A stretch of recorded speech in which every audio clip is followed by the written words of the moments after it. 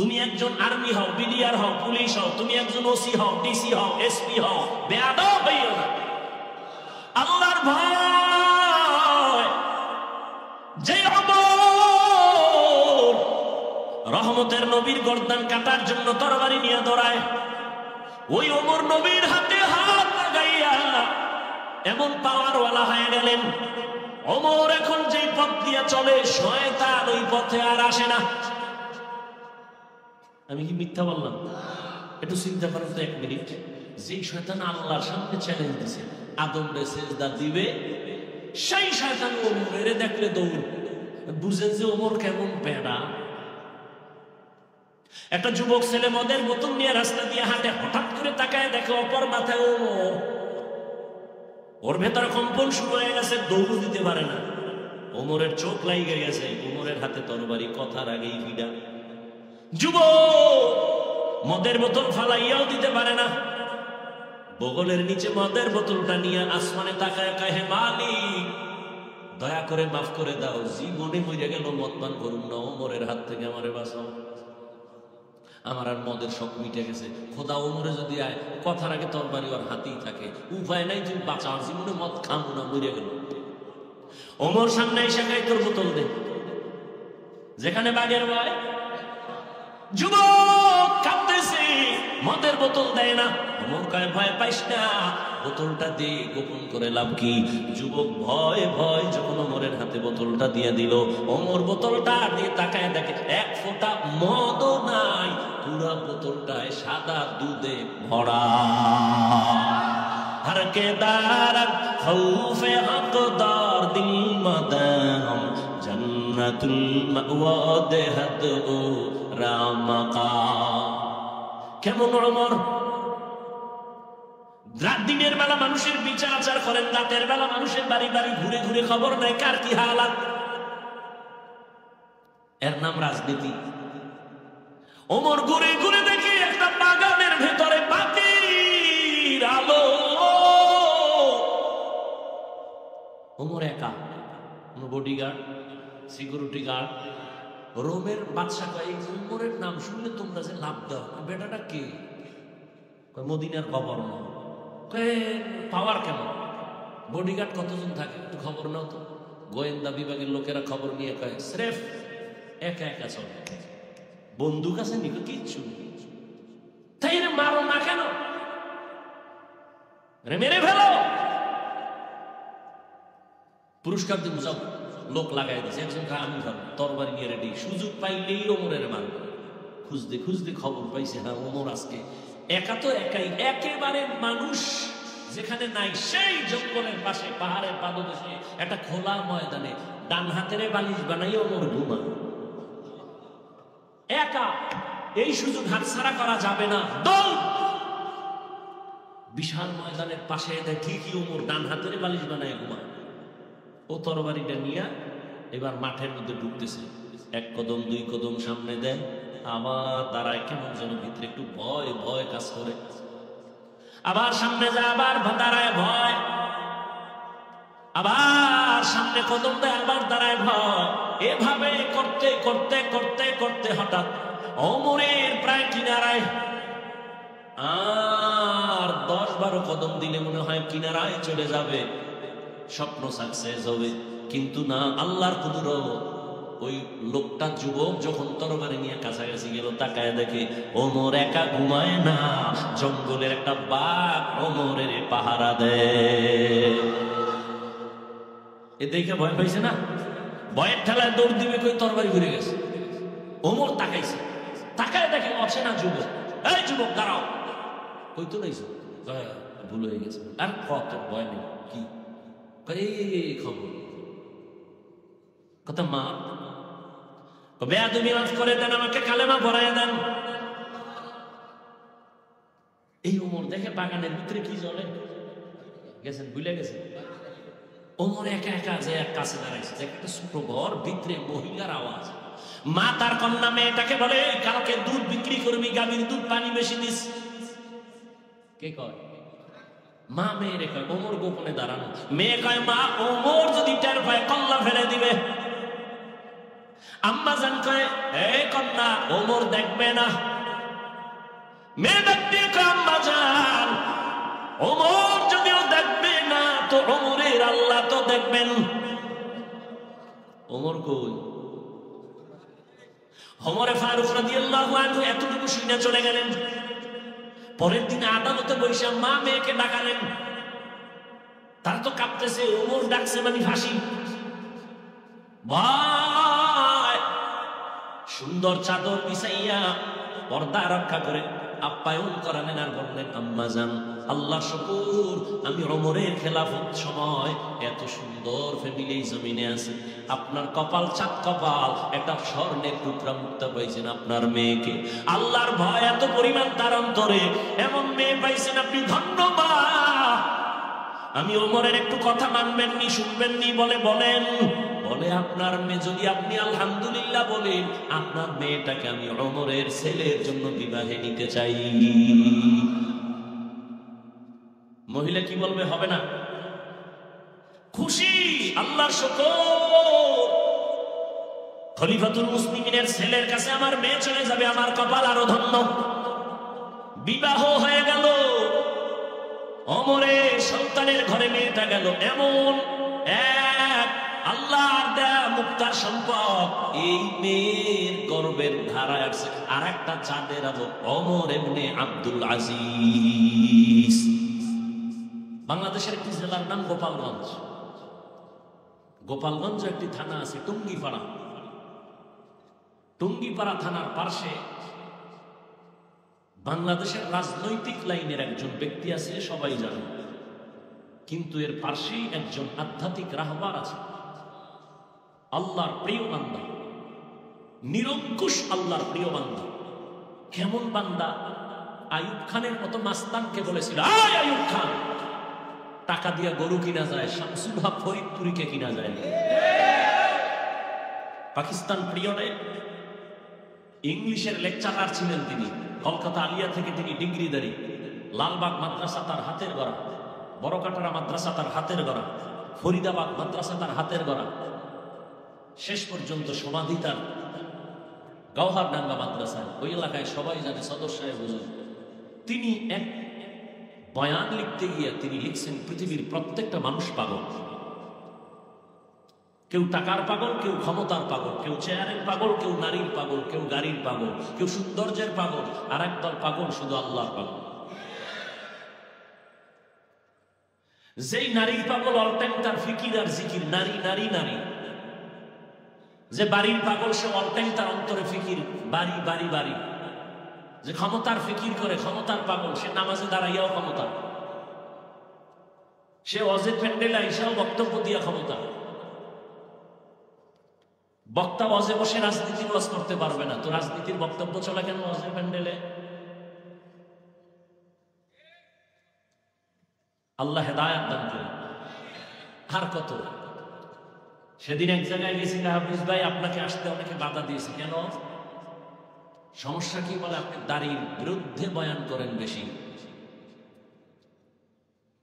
আমি বললাম, এই মুসলমানরা তো একটু দেখলে ভালো হইতো।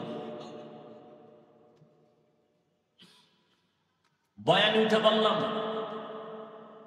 বাংলার জমিনে কেউ যদি ওয়াজ মাহফিলে বাধা দেয়, ওই জালেমের নাম ঠিকানাটা আমার হাতে দেন, ওই জালেমের বিরুদ্ধে নতুন করে আমি আবার আন্দোলন করব।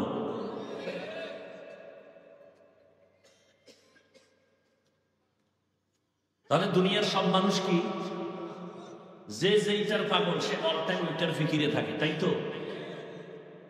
যে টাকার পাগল সে নামাজে দাঁড়াইয়াও কি, ঘুমের মধ্যেও, ঘুম থেকে উঠেও টাকা, অল টাইম ওই ফিকির। যে আল্লাহর পাগল তার হাঁটতে চলতে অল টাইম আল্লাহর জিকির, আল্লাহর ফিকির।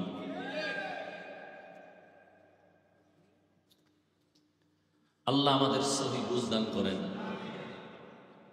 কোথার থেকে কোথায় চলে আসছি দেখছেন নি কারবার? বলেন তো কোথার থেকে কোথায় আসছি?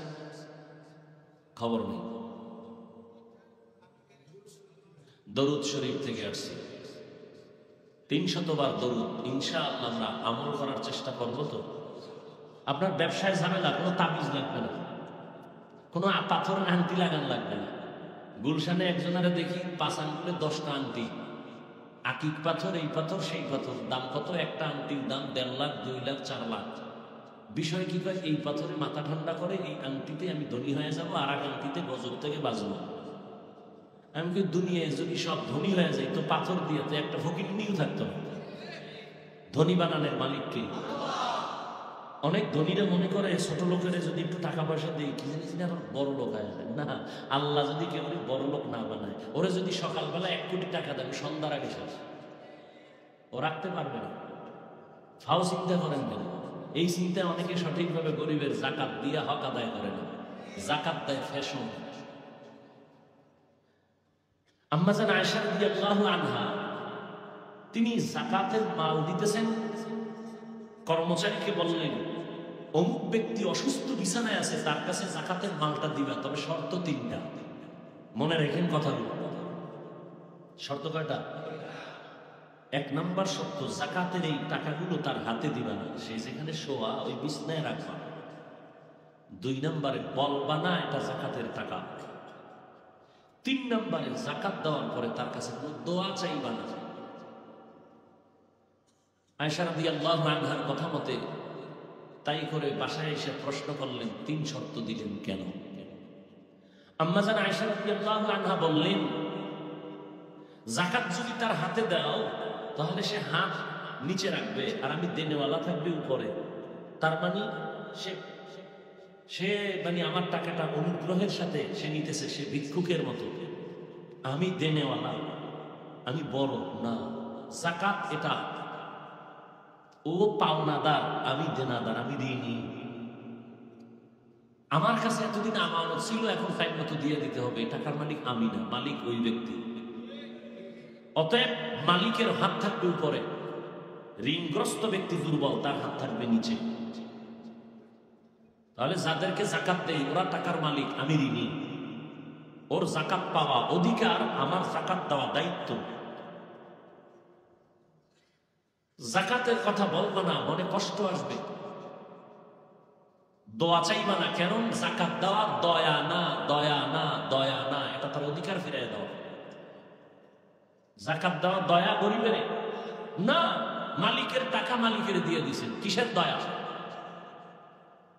দয়া করলে না দোয়া চাইবা, এটা দয়া না। দোয়া চাইবা কেন? এই কথাগুলো আমি বলে বিদায় নিয়ে যাব। কোন মসজিদে যদি ইমাম সাহেব বলেন, বহু বেয়াদব দাঁড়ায় যাবে, হুজুর বাদ দাও। কথা বলেন কেন? সমস্যাটা, শিয়ালের হাতে মুরগি দিছে আমানত 3 দিনের জন্য। কয়দিন? শিয়াল পণ্ডিত বলে 1 সেকেন্ডের জন্য না, বিদায় হয়ে যাও। দোয়া চাই, মা হোসাই। শিয়াল পণ্ডিত বলে মুরগি পেটের ভেতরে গিয়ে কিমা হয়ে আছে।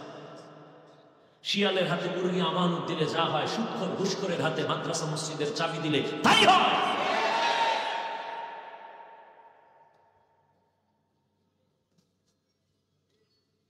ইমাম সাহেব নিরপেক্ষ থাকতে হবে, কোনো দল করা যাবে না। কেন বলে? মসজিদ মাথার মুকুট। তো এত সুন্দর দামি ঘরের দায়িত্ব নিলে যদি কোনো দল করা না যায়, তাহলে কমিটির একজন ব্যক্তিও কোনো দল করতে পারবে না। দল করলে কমিটির মধ্যে থাকতে পারবে না। এই জন্য দুর্নীতিবাদ, চোর ডাকাতেরা ইসলাম চায় না। কারণ ওরা জানে ইসলাম আসলে দুর্নীতি বন্ধ, ইসলাম আসলে চাঁদাবাজি বন্ধ। এই জন্য সব ইসলামের দুশ্মনেরা ইসলাম চায় না, কিন্তু বুঝে সঠিক শান্তির পথ ইসলাম ছাড়া আর একটাও নেই। বুঝার পরেও মানে না, মানতে চায় না। কেন? হুজুররা যদি আসে সমাজের প্রতিনিধি হইয়া, তাহলে বিপদ। দেখেন না, বাংলাদেশে কিছু আলেম আছে, চেয়ারম্যান, রানী, কথা বলেন না, নাই? খবর নেন ওই আলেমের ইউনিয়নের। বাংলাদেশের মধ্যে ইউনিয়নের মানুষগুলো বেহেশতের বাগানে আছে, খবর নেন। আলেম উন্নতের দায়িত্ব নিলে চুরি হবে না, দুর্নীতি হবে না, মানুষ তার অধিকার ফিরে পাবে। নোয়াখালী লক্ষ্মীপুর হাফিজি হুজুরের জামাতা খালিদ সাইফুল্লাহ দামাত বারাকাতুহু, বুড়া মানুষ, উপজেলা চেয়ারম্যান নির্বাচনে বিজয় হয়েছে। কঠিন প্রতিবাদের মুখেও সাইকেল চালায় চালায় সরকারি বরাদ্দ চাউলগুলো নিজে নিজে বাড়িতে গিয়া মেপে মেপে দিয়ে আসে, বলে এটা আমার দায়িত্ব। রাজনীতি শিখতে হলে তো ওমর থেকে শিখো, আবু বকর থেকে শিখো, রাসূল থেকে শিখো। রাষ্ট্র তো নবীজি চালায় দেখাইছেন, রাষ্ট্র কেমনে চালাইলে শান্তি পাবে মানুষ। আবু বকর রাষ্ট্র চালায় দেখাইছেন উম্মতকে শান্তি দিলে কেমনে রাষ্ট্র চালাইতে হয়। ওমর রাষ্ট্র চালায় দেখাই দিয়েছেন শান্তি দিতে হলে কিভাবে রাষ্ট্র চালাইতে হয়। সুলাইমান নবী রাষ্ট্র চালাইছেন, ইউসুফ নবী মিশরকে শাসন করেছেন। আর তুমি এখানে লম্বা মুসরাইখা তেল নাইরে বলো ইসলামের রাজনীতি নাই। না, ইসলামের রাজনীতি নাই। ইউসুফ নবী রাষ্ট্র চালান নাই, সুলাইমান নবী রাষ্ট্র চালান নাই, কোরআন শরীফে ঘটনা নাই। কেন বলো রাজনীতি নাই? হ্যাঁ, তোমার চান্দাবাজি আর ধান্দাবাজি পচা রাজনীতি কোরআনে নেই। ইসলামের রাজনীতি কি? মালিক যেই প্লেটে খাবে গোলাম একই প্লেটে খাবে। ইসলামের রাজনীতি কি? কর্মচারী কাজ করবে ঘাম ঝরার আগে বেতন দিয়ে দাও। আর ধান্দাবাজি আর চান্দাবাজির রাজনীতি কি? মালিক খাবে 500 টাকা দামের খেজুর, কর্মচারী খাবে পায়ে পেশা 8 আনা দামের খেজুর। চান্দাবাজি ধান্দাবাজি রাজনীতি কি? কর্মচারীর বেতন দেওয়া হবে না, কাজ করে মিছিল করবি ঢাকার শহরে, পুলিশের বেতের বাড়ি খাইয়া এরপরে বেতন। আমি বানায় বলতেছি, আমি শেষ লজ মনে করিয়া আপনাদের জন্য বয়ান করতেছি, মানে শরীয়তপুরের জন্য। বাকি মাওলায় যদি কবুল করে পৃথিবীর কেউ ফিরাতে পারবে না। এখন বলবেন তো মাওলায় ইসরায়েলের উপরে রহম করে না কেন? ফিলিস্তিনের মুসলমানের উপরে আল্লাহ রহমতের চাদর দেন না কেন? আকাম কম করেন বইয়ে বইয়ে। আল্লাহ যদি ধরে যে আকাম চলে ঘরে ঘরে মোবাইলের জেনা, প্রত্যেকটা ঘরের মধ্যে মা বাবা মোবাইল চালায়, জেনা করে, চোখের জেনা, কানের জেনা, হাতের জেনা, জবানের জেনা, অন্তরের জেনা। ছেলে এক রুমে মোবাইল চালায়, মেয়ে আর এক রুমে মোবাইল চালায়, এই পরিমাণ সারাটা রাত ঘরে ঘরে জেনা হয়। যদি মুহাম্মদের উম্মত না হইতা রুমের মধ্যে ঠাড়া পড়তো, ঠাড়া। দেখো নাই থাইল্যান্ডে কয়েকদিন আগে মায়ানমারে ভূমিকম্প, মিডিয়ারা বারবার সতর্ক করতেছে ঢাকার শহরে মাত্রাহীন ভূমিকম্প আসবে, সব ধ্বংস হয়ে যাবে। শরীয়তপুরের জন্য তারও বড় শিক্ষা, নড়িয়ার থানা জাগাত নদী ভেঙ্গে কোথায় যাইতেছে খবর আছে। এরপর আকাম বন্ধ নাই, সারা রাত মোবাইল, সারা। চেহারার অবস্থা কি? যুবকের চেহারা থাকে উজ্জ্বল, চেহারা দিয়ে তাকাইতে লাগবে মায়া, অথচ এরা দেখতে দেখতে কার্টুন হয়ে গেছে। চেহারার মধ্যে কোনো নূর নাই, চেহারার মধ্যে কোনো আকর্ষণ নাই, চেহারার মধ্যে দেখলে কোনো মায়া নাই। তুমি শুধু আখিরাতের গুনাহ মনে করো কেন? বাদ দাও তোমার গুনার কথা, বাস্তবে দেখো। এই যে টাচ মোবাইল সারা রাত দেখো, চোখের পাওয়ার শেষ, কানের পাওয়ার শেষ, হার্ট দুর্বল, ব্রেন দুর্বল, কিডনি দুর্বল। তুমি বাঁচতে চাও বেশি দিন, কিন্তু হাতের মধ্যে অস্ত্র নিছো, মরণ অস্ত্র, দ্রুত মরে যাবো। গুগলে সার্চ দাও, টাচ মোবাইল দেখলে শরীরের অঙ্গের কি কি ক্ষতি হয় দেখো। ওখানে কোনো হুজুর নাই, সব টাইমওয়ালা তোমাদের গডফাদার। চিকিৎসা বিজ্ঞানীরা ডিটেইলস লিখেছেন, টাচ মোবাইল দেখলে চোখের পাওয়ার থাকে না, হার্ট দুর্বল হয়, কিডনি দুর্বল হয়। এরপরে দুর্বল তো নাই, ওই হারবাল কোম্পানি না থাকলে উপায় কি হইতো এই জাতি? হাসো, লজ্জা থাকা উচিত। বিয়ে করিস না, বউয়ের হক আদায় করতে পারবি না। বউয়ের হক যদি আদায় না করতে পারো তো আর এক বিপদ। দুনিয়ার আদালতে আখিরাতে তো আছেই। এখন করবা কি করবা? নবী আর এক ঔষধ দিছে, রোজা রাখো। ওই ঔষধ খাও, ওই রোজার ঔষধ। কিছু চোরারা রোজা রাখে না কেন? কয় অসুস্থতা বেড়ে যাবে। অথচ দুনিয়ার সমস্ত চিকিৎসা বিজ্ঞানীরা থিওরি মানুষকে সাপ্লাই দিয়েছে কি? সুস্থ থাকা অপরিহার্য এক ঔষধের নাম রোজা। আর এই দুনিয়াদার নষ্ট মানুষগুলো রোজাকে বানাইছে রোগের কারণ, অথচ রোজা শরীরের কি? ঔষধ। এজন্য রাসূল শুধু রমাজান না, প্রতি সপ্তাহে সোমবার বৃহস্পতিবারে রোজা রাখতেন। 2 দিন খাবি, 1 দিন রোজা রেখে শরীরের খানার ব্যালেন্স ফিরে আসবে। এজন্য পৃথিবীর সব ডাক্তারেরা ডায়েট করো কেন? ডায়েট তো রাসূল দিয়ে দিয়েছে। কিসের ডায়েট করো? সব ডাক্তার ডায়েট করে, কম খাও, কম খাও, কম খাও, কম খাও, সকালে এই, দুপুরে এই, রাতে নাই। আর রাসূল ডায়েটের ঔষধ দিয়ে দিয়েছে, রোজা রাখো, রোজা রাখো, রোজা রাখো। রোজা রাখলে এর থেকে বড় ডায়েট পৃথিবীর কোথাও নেই। ডায়াবেটিসের পুষ্টিও কাছে, রোজা রাখো ঠিক মতো। এখন আবার যদি ওই বাঙালি তো আবার ভেজাইলা খাওয়ানোর পাগল চিন্তা করে, যদি রোজা রাখি তো সন্ধ্যা পর্যন্ত না খাওয়ান, খাওয়ান বা সাহারিতে খাইয়া গলা পর্যন্ত সারাদিন তো না খাওয়া। এরপরে আবার 3 প্লেট লয়ে আবার ইফতারির সময় 10 জনের খানা একা খাবে মনে মনে ইস্তেগফার করে যে 10 জনের প্লেটে 2 জন উঠলে তো 2টা প্লেট আমি পাই, জনমের মতো খা। এটা তো সুন্নত। সুন্নত অনুযায়ী সাহারি খাও, রসুলের আদর্শ মতো ইফতারি করো, রোজা রাখো, ডায়াবেটিসের গোষ্ঠীও কাছে আসবে না ইনশাআল্লাহ। মিয়া মোবাইল যিনি বানাইছেন কোম্পানি ক্যাটালগ দিয়ে দিছে মোবাইল কিভাবে চালাইলে সুন্দরভাবে চলবে। 3.5 হাত বডি বানাইছে মালিক, সে মালিক তো ক্যাটালগ দিয়ে দিছে এই বডি ঠিক রাখার জন্য কিভাবে কি কাজ করলে থাকবে। তুমি মন করা চালাইলে তো হবে না। সমস্ত চিকিৎসা বিজ্ঞানীরা একমত, পৃথিবীতে মানুষের সুস্থ থাকার জন্য আর একটা মহা ঔষধ ফ্রি, রাতের ঘুম। দোনোটারে জবাই করছে এই মোবাইল দিয়ে, রাতের ঘুম শেষ। তুমি যত বড় লেখাপড়া করেনেওয়ালা ভালো ছাত্র হও না কেন, জীবনে সফলতা আসবে না যদি অসুস্থ থাকো।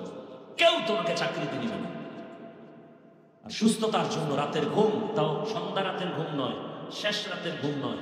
চিকিৎসা বিজ্ঞানীরা বলে মধ্যরাতের ঘুম 10টা থেকে 2টা থেকে 3টা পর্যন্ত। এই ঘুমটা শরীরের ঔষধ।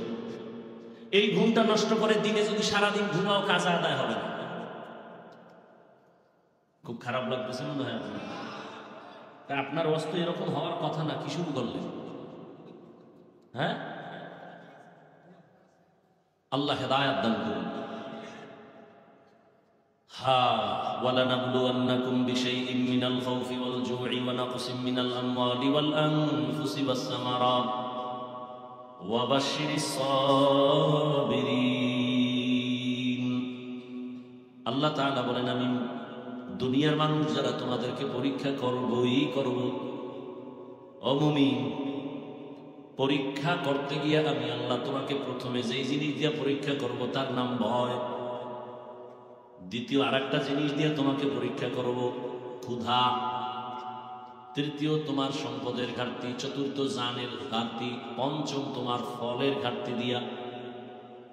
5টা জিনিসের দ্বারা আমি তোমাকে পরীক্ষা করব দুনিয়াতে। পাশ করার জন্য একটা মেডিসিন লাগবে, মেডিসিনের নাম হলো ধৈর্য। রহমতের নবী বলেন, মাইয়ুরিদিল্লাহু বিহি খাইরান ইউসিব মিন। আল্লাহ যাকে বেশি মহব্বত করেন, ভালোবাসেন, তাকে মুসিবত দিয়ে ধৈর্যের পরীক্ষা নিবেন। স্বামী আর স্ত্রী বৈশা মহব্বতের আলোচনা করে, এক সময় হঠাৎ করে স্ত্রী বলে, স্বামী তুমি আমারে কেমন মহব্বত করো, ভালোবাসো। স্ত্রী দিনদার, ভালো বাবার মেয়ে, ডানা কাটা করি না। এখন তো সব ডানা কাটা করি, ঘরে এসেই ডানা কাটে। প্রথমে এসে কয়, তোর মায়ের ডানাটা ভালো না, এখান থেকে দূরে যাইতে হইব। কিছুদিন পরে কয়, তোর বাবার ডানাও ভালো না। ডানা কাটা আছে না, বাবারটা কাটবে, মায়ের ডাকাই ডাকা তো কি করবো, ও মগা তো। ও আবার বউ পাও চাইতে চলে, কারণ খাইছে পায়খানা যৌতুকের নামে। শরীয়তপুরে মনে হয় গজব নাই, বাথরুমে ঢুইকা 10 গ্রাম পায়খানা খাই, বাইরে নাই না হালাল সাবান দিয়ে কুলি করবা, গন্ধ থাকবে না। আর যৌতুক যারা খাও, জাহান্নামের আগুন ছাড়াই গন্ধ যাবে। যৌতুক যারা নেয়, যারা দেয়, যারা সহযোগিতা করে, পৃথিবীর নিকৃষ্ট জালেম, বড় ডাকাত, বড় ছোট লোকের বাচ্চা, ফকিন্নি। এদের মতো ছোট লোকের বাচ্চা, বেহায়া বেলাজা পৃথিবীতে আর নাই। এরা বড় ডাকাত, এরা চোর, এরা মানবতার দুশ্মন, নারীর দুশ্মন, দেশের দুশ্মন, ইসলামের দুশ্মন, স্বাধীনতার দুশ্মন, কোরআনের দুশ্মন, রসুলের দুশ্মন। এদের মরণ হবে অকাল মরণ। কি কাল মরণ? দলিল চাও? শুনো দলিল। ক্বালা রাসূলুল্লাহ সাল্লাল্লাহু আলাইহি ওয়া আলিহি ওয়াসাল্লাম, ইসনানি ইউআজ্জিলুহুমাল্লাহু ফিদ দুনিয়া, আল বাগয়ু ওয়া উকুকুল ওয়ালিদাইন। রহমতের নবী বলেন, 2টা গুনাহ আছে যা করলে শাস্তি হবে দুনিয়ায়। 1 নাম্বার গুনাহ হলো জুলুম, দ্বিতীয় অপরাধ হলো মা বাবার সাথে বেয়াদবি। এই 2 অপরাধ করলে শাস্তিটা মরার আগেই হবে। জুলুম করলে শাস্তি হবে মরার আগে, মা বাবার সাথে অপরাধ করলে শাস্তি হবে মরার আগে। জুলুম 3 প্রকার। আল্লাহর সাথে জুলুম, নিজের সাথে জুলুম, অন্যান্য মাখলুকাতের সাথে জুলুম। আল্লাহর সাথে জুলুম হইল বড় জুলুম, হলো শিরিক করা। ইন্নাশ শিরকা লাযুলমুন আযীম। নিজের সাথে কি জুলুম এগুলো বুঝাবার সময় নাই। যেমন সংক্ষেপে বলি 2-1 মিনিটে, আল্লাহ হাত দিয়েছেন যে কাজের জন্য ওই হাতটা ওই কাজে ব্যবহার না করা হাতের জুলুম। আল্লাহ 2টো চক্ষু দান করেছেন, ওই চক্ষু 2টা একটা কাজের জন্য দিয়েছেন। চোখ দিয়ে শুধু মোবাইল তাকায় দেখার জন্য দিয়েছেন। এই 2টো চোখ দিয়ে মা বাবার চেহারা দেখবা সওয়াব। এই 2টো চক্ষু দিয়া কোরআন খুলে খুলে তাকায় দেখবা সওয়াব। এই 2 চক্ষু দিয়া আলেমের দিকে তাকাইবা সওয়াব। এই 2টো চক্ষু দিয়া তুমি বাইতুল্লাহর দিকে তাকায় থাকবা সওয়াব। যদি এই চোখ ভিন্ন কাজে লাগাও চোখের জুলুম। এগুলো ব্যক্তি হিসেবে এক জুলুম। আর আমি বলতে আমি একা না। কু আনফুসাকুম ওয়া আহলিকুম নারা। আমি বাবা, আমার সন্তান আহাল। আমি স্বামী, আমার স্ত্রী আহাল। আমি শিক্ষক, আমার ছাত্র আহাল। আমি মসজিদের ইমাম, আমার মুসল্লিগণ আহাল। আল্লাহ বলেন ইয়া আইয়ুহাল্লাযীনা আমানু কু আনফুসাকুম ওয়া আহলিকুম নারা ওয়াকুদুহা আন-নাস ওয়াল হিজারা আলাইহা মালাইকাতুন গিলাদুন শিদাদুন লা ইয়াসুনাল্লাহা মা আমারাহুম ওয়া ইয়াফআলুনা মা ইউমারুন।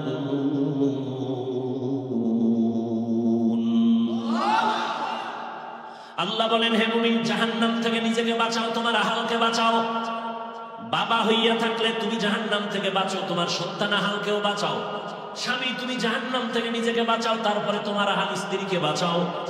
ইমাম সাহেব জাহান্নাম থেকে নিজেকে আগে বাঁচাবেন, তারপরে আপনার আহাল মুসল্লিদেরকেও বাঁচাবেন। শিক্ষক, আপনি জাহান্নাম থেকে আগে নিজেকে বাঁচাবেন, ছাত্র আহালকেও জাহান্নাম থেকে বাঁচাবেন। নিজে বাঁচছেন, আহালকে বাঁচান নাই, জান্নাত পাওয়া যাবে না। বড় কঠিন। তাহলে নিজের সাথে জুলুম, তার মানে আমার ব্যক্তির সাথে জুলুম। ছেলের যেইভাবে ছেলেটাকে চালাইতে আল্লাহ বলছেন ওইভাবে না চালানো, ছেলের উপরে জুলুম। স্ত্রীকে যেইভাবে আল্লাহ চালাইতে বলছেন নবীর আদর্শ মতে ওইভাবে যদি না চালাইতো স্ত্রীর উপরে জুলুম। আমি শিক্ষক হিসাবে আমার ছাত্র কিভাবে আমি তালিম দিব, তরবিয়ত দিব, রহমতের নবীর সুন্দর আদর্শ আছে, ওইভাবে যদি আমি না চালাই জুলুম হবে। ছাত্র অন্যায় করছে, একটা ধমকের, খুব খেয়াল করেন, ছাত্র অপরাধ করেছে শুধু একটা ধমক দেওয়ার মতো, বেতের বাড়ি দেওয়া জুলুম। আবার বেতের বাড়ির মতো অন্যায় করছে, কয় বেতের বাড়ি? একটা। একটা যে দিবা তার ওজন হবে কত? বড় কঠিন। ছাত্র অন্যায় করছে, একটা বেতের বাড়ি খাওয়ার মতো অন্যায়। তো বেতের বাড়িটা যে দিবা, বেতের বাড়িটার ওজন কত হবে? 5 কেজি, 1 কেজি, আধা কেজি? বড় কঠিন। ছাত্রর যদি বেতের বাড়ির অবস্থা হয় মাত্র 10 গ্রাম, আমি যদি আধা কেজি ওজনের একটা বাড়ি মারি জুলুম। ছাত্র অপরাধ করেছে, আধা কেজি ওজনের একটা বাড়ি খাবে, 1 কেজি বড় বোঝা নিয়ে যদি জোরে বাড়ি মারি জুলুম। আবার সেই বাড়িটা বা সেই থাপ্পড়টা আল্লাহর বানানো চেহারার মধ্যে দেওয়া যাবে না, দিলে জুলুম। কারণ কোন ব্যক্তির চেহারা আঘাত করা যাবে না, জায়েজ নাই, হারাম। স্ত্রীকে শাসন করো, চেহারার মধ্যে আঘাত করবা না, হারাম। সন্তানকে শাসন করো, চেহারায় আঘাত করবা না, হারাম। ছাত্রকে শাসন করো, চেহারা আঘাত করবা না, হারাম। বুঝেননি কথা? হরকে দারত খৌফে হকদার দিল মাদাম জান্নাতুল মাওয়া দেহত ও রামাকাম। কর্মচারী আছে অনেক, মালিকের ঘরে মহিলা কাজ করে, ছেলেরা কাজ করে, দোকানে কর্মচারী আছে না? অন্যায় করছে একটা ধমকে, তাকে একটা গালি দিছে জুলুম। অন্যায় করছে একটা বেতের বাড়ি, 2 বেতের বাড়ি দিছে জুলুম। জান্নাত পাওয়া খুবই সহজ, আবার খুবই কঠিন। আল্লাহর হুকুম মতো চললে, নবীর আদর্শ মেনে চললে কোনো বিপদ নাই। অজান্তে 2-1টা হয়ে গেলে আল্লাহ অগ্রিম ক্ষমা করে দিবেন। এটা মুহাম্মদের উম্মত হিসাবে ফ্যাসিলিটি, এটা অন্য কোনো নবীর উম্মতের নাই। এই কষ্ট হইতেছে আপনাদের ভাইরা আমার। স্বামী আর স্ত্রী মোহাব্বতের আলোচনা করতে গিয়া স্ত্রী বলতেছে, স্বামী আমার, আমাকে কেমন ভালোবাসো? মনে আছে না? নুজহাতুল মাজালিস নামক কিতাবে ধৈর্যের বয়ানে ঘটনাটা আছে। দুই একটা কিস্সা কাহিনী না শুনাইলে হয়? এই কথা বল না কেন? কারণ আপনারা তো বাংলাদেশে আমারে নিয়ে নাচানাচি কম করে না। হাফিজুর রহমান তো কিস্সা কি হবে তার আওয়াজ শুনে? এরকম বলনেওয়ালা আশিক রাসূল নাই? এই মেসেজ দিয়ে জাতিকে কি বুঝাইতে চাও? যে আমরা কিচ্ছা কাহিনী রস করি না, তো তুমি কোন জগতের রস করো? পৃথিবীতে শ্রেষ্ঠ কিচ্ছা কাহিনীর কিতাবের নাম কোরআন। আলেম ওলামারা খুব হুঁশ থাকলে বলেন, ভুল হলে এখানে ধরাই দিবেন, কানে ধরে উঠবস করো। তুফান তো জীবনটার উপরে কম যায় না। মায়ের পেট থেকে আসছি এমন অবস্থায় যে ঘরে খানা নাই, কষ্ট সেখান থেকে শুরু। কাপড় দিতে পারে না, মশারি দিতে পারে না। তিনজন মানুষ শুনতে যেই পরিমাণ জায়গা, ঠিক অতটুকু একটা ঘর, খেজুর পাতার উপরে ছাউনি। আমার মনে আছে খেজুর পাতার ছাউনি আর পাটখড়ি আছে না, ওটি দিয়ে চার বেড়া। আমরা দেশে বেড়া কি করে, ভিতরে জায়গা শুধু আব্বা আম্মা আর আমি, বাচ্চা। সেখান থেকে আসলো আবার লেখাপড়ার জীবনের কষ্ট, সেখান থেকে ময়দানে নামছে আবার আর এক জ্বালা, ভিতরের জ্বালা, বাইরের জ্বালা। আমার বউ নিয়া, মাইয়া বোলা নিয়া জ্বালাইতে আর কম জ্বালায় না। কিন্তু মা বাবার দোয়া আছে, আর আলেম ওলামা পীর বুজুর্গের নেক দোয়া আছে বিদায় সব মাস্তান কাইত হইয়া শুয়ে রইছে। আর আমি বান্দা এখনো আল্লাহর মহব্বতে সম্মানের সাথে বসে আছে, আলহামদুলিল্লাহ। কিচ্ছা কাহিনীর শ্রেষ্ঠ কিতাবের নাম কোরআন শরীফ। তুমি জাতিকে কেন বলো কিচ্ছা কাহিনী রস করি না? 2000 আয়াত আছে শুধু কিচ্ছা কাহিনী। কোরআন শরীফ দাও, আমি ধরে ধরে দেখাই দিই কয় হাজার আয়াতে আছে কিচ্ছা কাহিনী। তোমার খবর আছে তলাক। এবার আলেমরা একটু আমাকে বুঝাই দিবেন খালি ইশারা দিয়ে। কোরআন শরীফে গরুর কিচ্ছা নাই, বাঘের কিচ্ছা নাই, ব্যাঙের কিচ্ছা নাই, মাছির কিচ্ছা নাই, মশার কিচ্ছা নাই, হাতির কিচ্ছা নাই।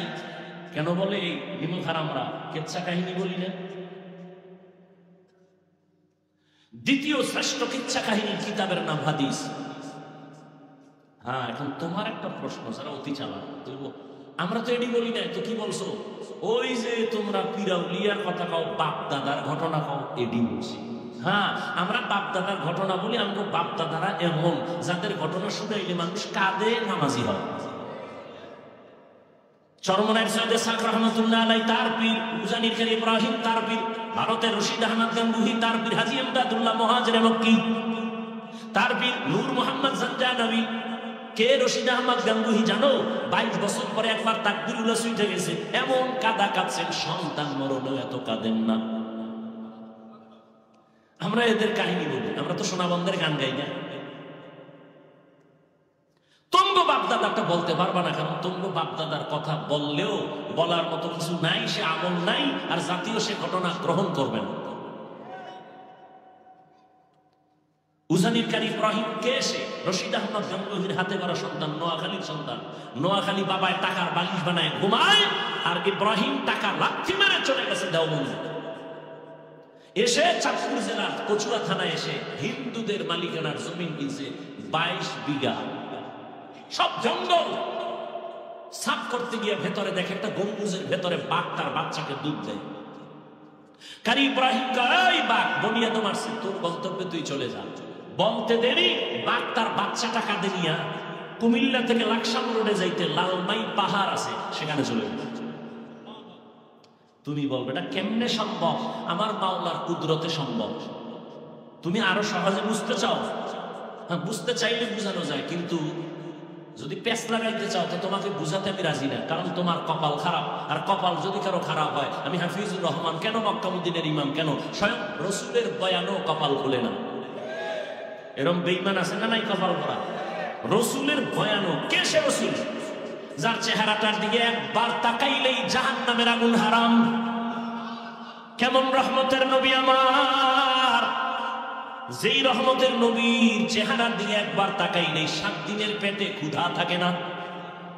কেমন রহমতের নবী আমার, যে রাসূল দুনিয়াতে এসে জীবনে একটা মিথ্যা কথা বলেন নাই, কেমন হাজারো গালি নবী শুনছেন, একটা গালির জবাবও দেন নাই, সেই নবীকে 13 বছর দেখাও কালেমা পড়ে না, ওই বেঈমানের নাম কি?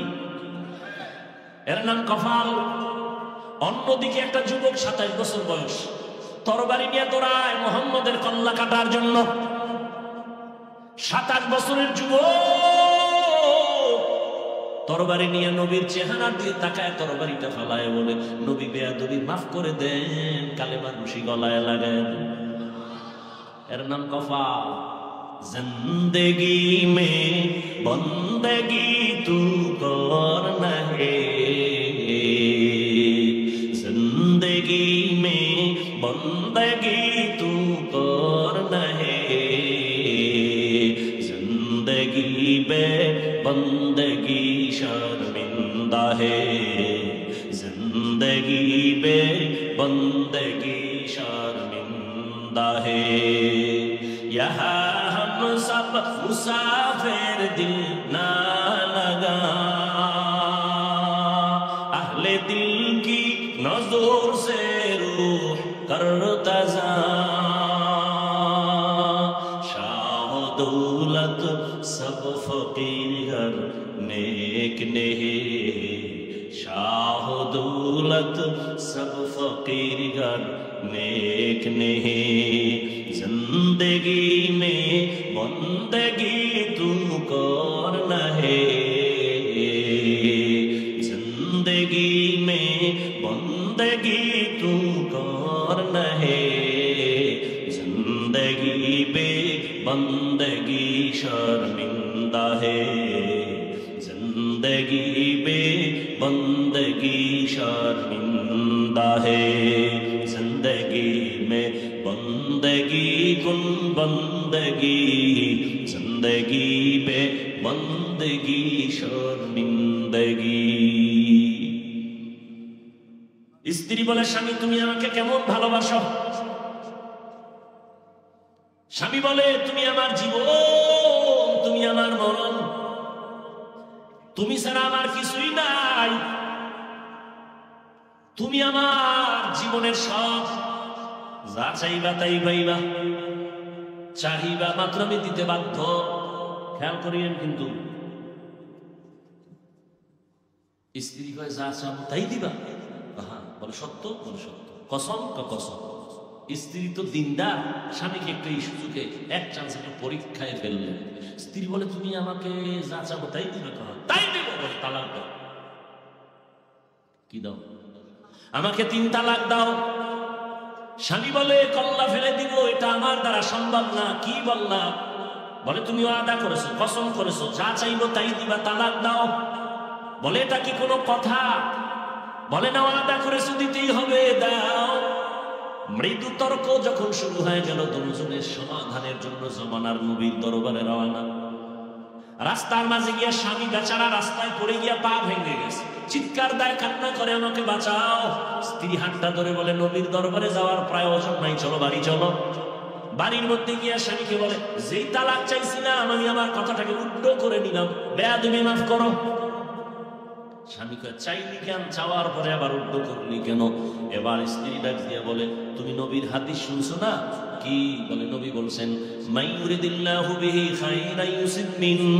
আল্লাহর নবী বলেন, যাকে আল্লাহ বেশি আদর করেন, ভালোবাসেন, তাকে আল্লাহ মুসিবত দিয়া পরীক্ষা নেন। আমি আমার আব্বা আম্মার ঘর বাড়ি চাইলে তোমার ঘরে সংসার করি, এত বছরে কোনো মুসিবত দেখি না, তোমার মধ্যে কান্নাকাটি নাই। বুঝলাম যেখানে মুসিবত নাই সেখানে আমার আল্লাহর রহমত নাই, আর যেখানে আল্লাহর রহমত নাই আমিও সেখানে আর থাকতে চাই না। এই নিয়তে তালাক চাইছি। কিন্তু রাস্তার মাঝে হঠাৎ তুমি যখন পড়ে গিয়া পা ভেঙে ফেলেছো, তখন চোখের পানি আসছে, মুসিবত আসছে, ভেবে নিলাম মুসিবত আসছে তো রহমত চলে আসছে। আল্লাহর রহমত যেখানে আছে আমিও সেখানে আছি। हर के दारत खौफे हकदार दिल मदम जन्नतुल मअवा देहत रामकम जुज़बा हक ची जे मखाज इंसो जा फजले उआ मस्ते दर जुमला जा। ওয়ালানাবলুওয়ান্নাকুম বিশাইইম মিনাল খাউফি ওয়াল জুউ'i ওয়া নাকসিম মিনাল আমওয়ালি ওয়াল আনফুসি ওয়াস সামারাত। পাঁচটা জিনিসের দ্বারা আল্লাহ পরীক্ষা করবেন মুমিনকে, কোনো বেঈমানকে না। পরীক্ষা কার জন্য? মুমিন। স্কুল কলেজে আর মাদ্রাসায় যে ভর্তি ফরম নিয়ে ভর্তি হয়, ছাত্র হয়, ক্লাস করে, তার জন্য পরীক্ষা। যে স্কুলের ছাত্র না, ওর জন্য পরীক্ষা নাই। কালেমা পড়িয়া ইমানের ফরম পূরণ করিয়া যারা জান্নাতি স্কুলে ঢুকবে তাদের জন্য পরীক্ষা। যারা মুমিন হবে না, কালেমা পড়বে না, তাদের জন্য কোনো পরীক্ষা নাই।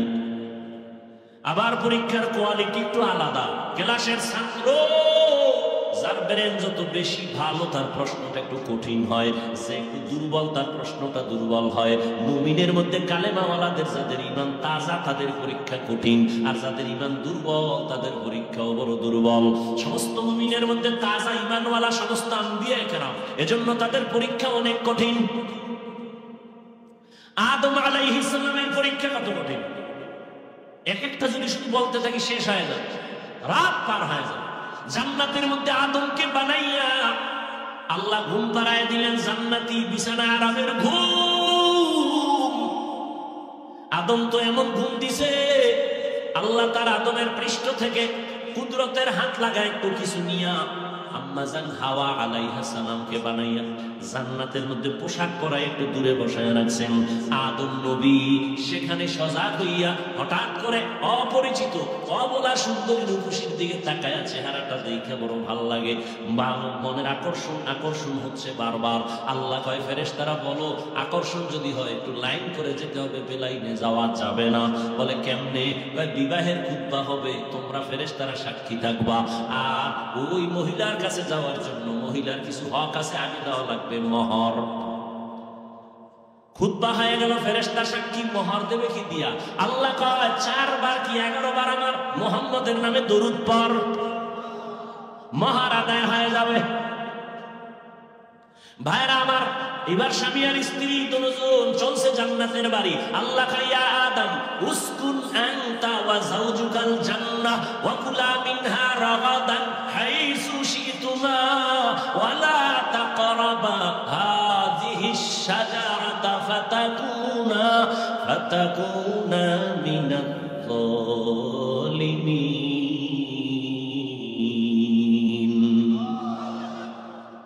জান্নাতে থাকো, মনে যা চায় খাও, এখানে অনেক কথা, তবে সতর্কবাণী, ওই গাছের কাছে যাইবা না। গাছের কাছে যাইবা না, মনে যা চায় সব খাও, সব খাও, সব খাও। ওই গাছের কাছেও যাইবা না। গাছটা কি কাঁটাওয়ালা গাছ? কয় না। বিষ? কয় না। তো যাবা না কেন?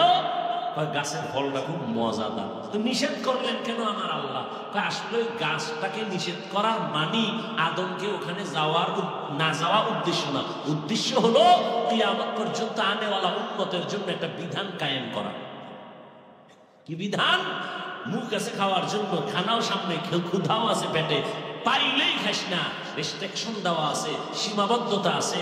খবরদার, আমি আল্লাহ যেই খানা তোর জন্য হালাল করেছি তাই খাবি, যেটা হালাল না তা খাবি। বাংলাদেশে কাদিয়ানিকে কোনো মুসলমান পছন্দ করে না, তো কাদিয়ানির পণ্য ঘরের মধ্যে বোঝাই। ইসরায়েলের বিরুদ্ধে সব মুমিনরা রাস্তায় নেমে গেছে, কিন্তু তার পণ্য ঘরে ঘরে, দোকানে দোকানে যে জিনিস খাওয়া হারাম, তার ব্যবসাও হারাম। মদ পান করা হারাম, মদের ব্যবসা করা হারাম। বিড়ি পান করা হারাম, তো বিড়ি ব্যবসা করা হারাম। খুব সাবধান, যেই জিনিস ব্যবহার করা হারাম, এটার ব্যবসাও হারাম। আদম নবী জানেন, আপনারা ভুল করে ওখানে গেলেন, শয়তানের ওয়াসওয়াসা। একটা ভুলের জন্য 300 বছর পর্যন্ত আদম নবী কান্না করেছেন। একটা ভুল। কেমন ভুল? মার্জিত ভুল, অমার্জিত ভুল না। আদম আলাইহিস সালাম 300 বছরের উপরে কাঁদছেন। জবালে রহমতের উপরে উঠে দোয়া করছেন, রব্বানা যালামনা আনফুসানা ওয়া ইল্লাম তাগফির লানা ওয়া তারহামনা লানাকুনান্না মিনাল খাসিরিন। আদম আলাইহিস সালামকে আল্লাহ মাফ করছেন। আদম নবীকে আল্লাহ কি করে দিয়েছেন? এখানে অনেক কথা ভাই, আপনাদের মনে হয় বিরক্ত মনে হইতেছে আমার কাছে। হ্যাঁ, এই উঠা বসা কেন? এইগুলি আমি মোটেই পছন্দ করি। আপনারা কষ্ট করে আমাকে দাওয়াত দিয়ে আনছেন আমার সাথে চালাকি করার জন্য, তো 2-1 ঘন্টা বসলে কি আপনাদের কঠিন ক্ষতি হয়ে যাবে? আচ্ছা, বসার ব্যারাম যদি দীর্ঘ টাইম না থাকে, বসতে না পারেন, এই ব্যারাম থাকলে ঢুকছেন কেন? আপনারা জোর করে কেউ ঢুকেছে? ঢুকছেনই যেহেতু, উঠা বসা করে ডিস্টার্ব করেন কেন? নাটকের মতো মনে চাইলে বসলেন, মনে চাইলে উঠে গেলেন। আপনার খবর নেই প্যান্ডেলের দাম কত, এই ময়দানের দাম আপনার খবরই নেই। মুসলমান দাবি করেন শুধু ঘুমে ঘুমে। এই প্যান্ডেলটার দাম কত? রাসূল বলেন বসা মাত্র সব জীবনের গুনাহ মাফ। শুধু প্যান্ডেলের এই মজলিসটার দাম নিয়ে আলোচনা করলে আরো 20 মিনিট যাবে। এই মজলিসটার দাম কত?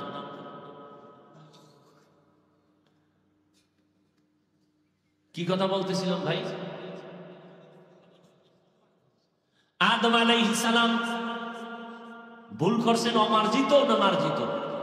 মার্জিত ভুল মানি সে নিজে মনে করেছে ভুল, কিন্তু আল্লাহর আদালতে কিনা ভুল না। এই ভুল কি ভুল?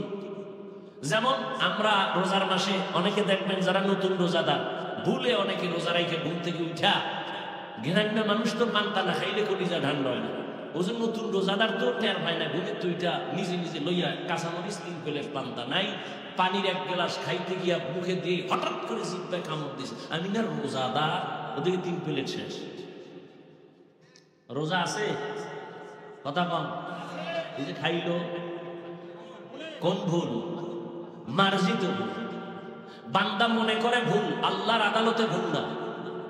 ঠিক আদম নবীর ভুলটা এমনই, কিন্তু এরপরও 300 বছর কাঁদলেন এক ভুলে, জাবালে রহমত উঠলেন, দোয়া করলেন, কিন্তু এখনো অন্তর সাফ হয় নাই আদম নবীর। কিয়ামতের দিনও সহিহ হাদিস, আদম নবী কাঁদবেন, নূহ নবী কাঁদবেন, ইব্রাহিম নবী কাঁদবেন, ঈসা নবী কাঁদবেন, মুসা নবী কান্না করবেন হাসরের ময়দানে। উম্মতেরা বলবেন, হে আদম একটু সুপারিশ করেন জান্নাতে যাওয়ার জন্য, সূর্যের গরম সহ্য করতে পারি না। আদম বলবে, যাও, আমি আল্লাহর কাছে কিভাবে সুপারিশ করব? নিষিদ্ধ গাছের কাছে যাই তো একটা ভেজাল লাগাইছি, না জানি আমার আজ কি উপায় হয়। আমি আমার চিন্তায় আছি, আমি করার জন্য সুপারিশ করতে পারবো।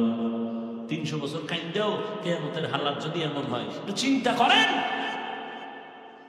কিসের পেছনে দৌড়াচ্ছে। وَلَنَبْلُوَنَّكُمْ بِشَيْءٍ مِّنَ الْخَوْفِ وَالْجُوعِ وَنَقْصٍ مِّنَ الْأَمْوَالِ وَالْأَنفُسِ وَالثَّمَرَاتِ। মুমিনের জন্য দুনিয়াটা পরীক্ষার হল।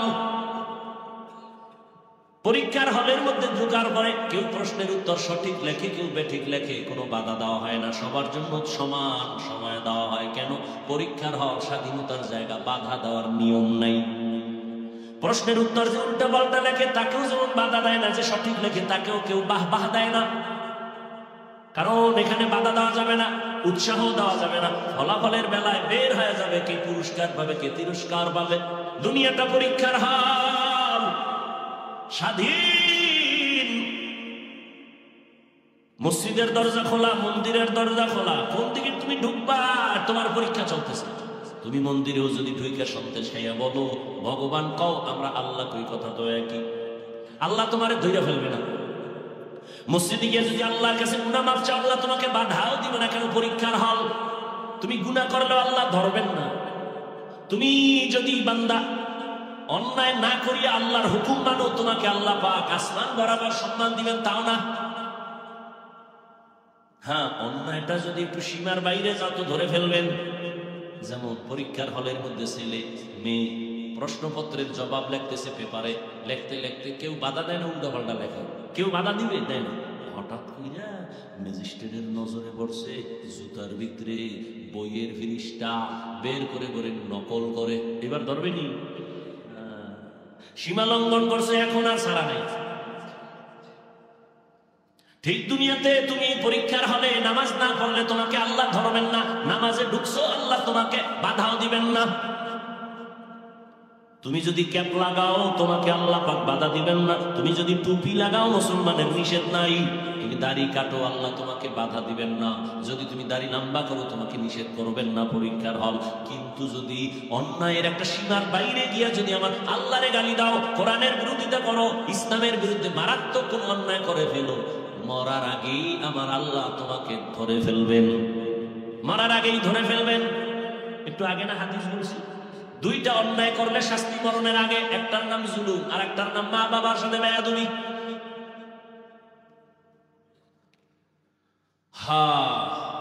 পাঁচটা জিনিসের দ্বারা আল্লাহ পরীক্ষা করবেন। প্রথমটার নাম ভয়, দ্বিতীয়টার নাম ক্ষুধা, তৃতীয়টার নাম সম্পদের ঘাটতি, চতুর্থ পরীক্ষা হবে জানের ঘাটতি, জীবনের ঘাটতি, পঞ্চম পরীক্ষা হবে ফলের ঘাটতি।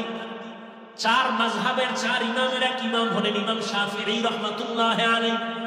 তিনি এখানে ব্যাখ্যা করেছেন আল্লাহর ভয় মানে এখানে আল্লাহর ভয়, আল্লাহর ভয়ের পরীক্ষা হবে। আবার দুনিয়ারও কিছু ভয় দিয়ে মানুষের পরীক্ষা হয়। যেমন আপনি যদি এখন নামাজ পড়েন, রোজা রাখেন, আপনার চাকরি চলে যাবে, দাঁড়িয়ে রাখলে আপনার চাকরি থাকবে না। পরশুদিন এক যুবক কান্না করে, আমারে জরাইয়া ধরছে স্টেজ থেকে নামার সময়, হুজুর দোয়া করেন, আমি আরবি চাকরি ছেড়ে দিয়েছি, দাঁড়িয়ে রাখতে দিবেন এই জন্য চাকরি ছেড়ে দিয়েছি, আল্লাহ যেন আমাকে হালাল ভাবে একটা চাকরির ব্যবস্থা করে দেন। আমি বললাম ভয় পাইও না, রিজিকের মালিককে ভয় পাইও না, পিপিলিকার খানা কে দেন, জঙ্গলের হাজারো প্রাণীর খানা কে দেন, উড়ন্ত পাখি সারাদিন উড়তে থাকে, পেট ভরে বাসায় এসে ওর পেট কে ভরায় দেন, নদীর মধ্যে হাজারো কোটি ধরনের মাছ কে খাওয়ায়, ওরা দামি না আমরা দামি? আল্লাহ যদি ওদেরকে জায়গা মতো রিজিক দিতে পারে, আল্লাহর প্রিয় তো আমরা, আল্লাহ আমাদের দিবেন না কেন? অন্তর এত দুর্বল কেন? ঈমান এত দুর্বল কেন? তুমি কুত্তার মতো দৌড়াও কেন? জিহ্বা বের করে দিছো কেন? আল্লাহর দেওয়া খানাটা হালাল ভাবে খাইবা না। নিমক হারামেরা আল্লাহর দেওয়া হালাল খানা খাইয়া মদে মুখ না লাগাইলে ভালো লাগে না, বিড়ি না টানলে ভালো লাগে না, গাঁজা না খাইলে ভালো লাগে না। এই মানুষগুলো ক্যান্সারে মরে। কত বড় খারাপ! আল্লাহর দেওয়া ভিটামিন, ফল, কত কিছু হালাল ভাবে দিয়ে দিছেন, এটি খাইব না? শুকারে যেমন নাপাক খুঁজে, এও নাপাক খুঁজে, তিন বেলা খাইয়াও মদ লয়া দোলায়। আবার যে যত বড় ভিআইপি সে তত বড় মদখোর। কি বুঝেননি আমার কথা? কি যে যত বড় ভিআইপি সে তত বড় সুদখোর, মদখোর। স্যার আমি এত বড় ব্যক্তি, একটু মদ না পান করলে ইমেজ ঠিক থাকেনি, একটু টান মারেন, টান মাইরা লঙ্গির খবর নাই, বৌরে মা আছে না? না আপনাকে শরীয়তপুরে এমন কেউ পাইছেন মদ পান করে জিকির শুরু করছে? একজনও পাইছেন? মদ পান কইলেই কয় গোটা দুনিয়া এখন আমার, বউ গায়ে ঘরে চাল নাই, কাছে বোতলের দোষ আমার কি? হায় আল্লাহ হেদায়েত না দিলে কি করার? ওই যে শুরুতে বলছি কপাল, আবু জাহিল্লার কপাল আর ওমরের কপাল। আল্লাহর ভয়, আল্লাহর শাস্তির ভয় মুমিনের বড় পরীক্ষা। এখন যদি তুমি চাকরি বহাল রাখো, তাহলে তোমার হারাম কিছু টাকা নিতে হবে, চাকরিতে ঢুকো, সুদ দিতে হবে। কিন্তু আল্লাহর আযাবের ভয়ে যদি তুমি ওই রাস্তায় না যাও, আল্লাহ পাক ধৈর্য ধারণের বরকতে তোমাকে হালাল খানার ব্যবস্থা করবেন। এই টাকার পিছে দৌড়ে শান্তিতে আছে একটা লোকের নাম করো, টের পান না সোনার বাংলায় কিছু? 10 তলা বিল্ডিং করে লাভ কি যদি বিল্ডিং বাদ দিয়ে জঙ্গলে ঘুমানো লাগে? টের পাননি কিছু? সুইস ব্যাংকে কোটি কোটি টাকা রেখে লাভ কি যদি টাকা বংশের কেউ ভোগ করতে না পারে? কোটি টাকার মালিক দেখো অভাব হয় না দূর, গরিবি ঘুমায় আরাম করে মনটা বাহাদুর। ফেরাউনের লাশটা দেখো মিশর জাদু ঘরে, খায় না মাটি পোকা মাছি সবাই ঘৃণা করে। হৃদয় থাকিবে যার নম্রতা সদা, রহমত আসিবে সেথা প্রভুর ওয়াদা। বড়র বড়াই থাকলে দিলে রহমত আসবে না, নিজেকে নিজে ছোট মনে করিও সাদা। উঁচু জমিন থেকে পানি নিচু জমিনে যায়, তেমনি খোদার রহমত আসে নম্রতার হৃদয়। ভোগবিলাসের বাড়ি গাড়ি পরে রবে সব, থাকতে সময় স্মরণ করো আল্লাহ আমার রব। ইন্নাল্লাযীনা ক্বালু রাব্বুনাল্লাহ, আল্লাহর ভয় যে ওমর রহমতের নবীর গর্দান কাটার জন্য তরবারি নিয়ে দৌড়ায়, ওই ওমর নবীর হাতে হাত লাগাইয়া এমন পাওয়ারওয়ালা হয়ে গেলেন। ওমর এখন যেই পথ দিয়ে চলে শয়তান ওই পথে আর আসে না। আমি কি মিথ্যা বললাম? একটু চিন্তা করেন তো 1 মিনিট।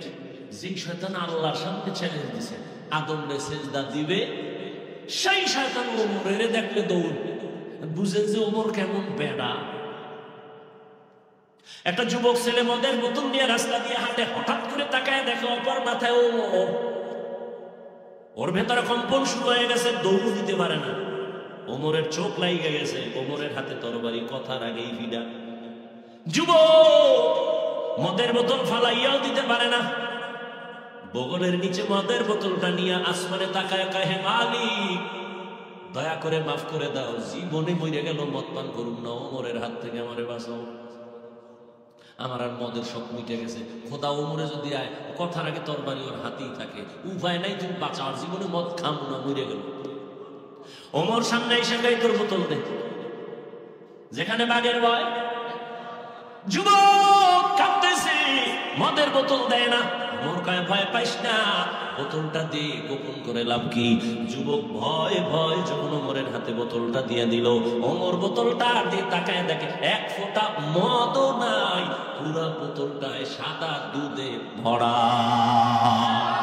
हर के दारत खौफे हकदार दिल मदाम जन्नतुल मावा देहत ओ रामका।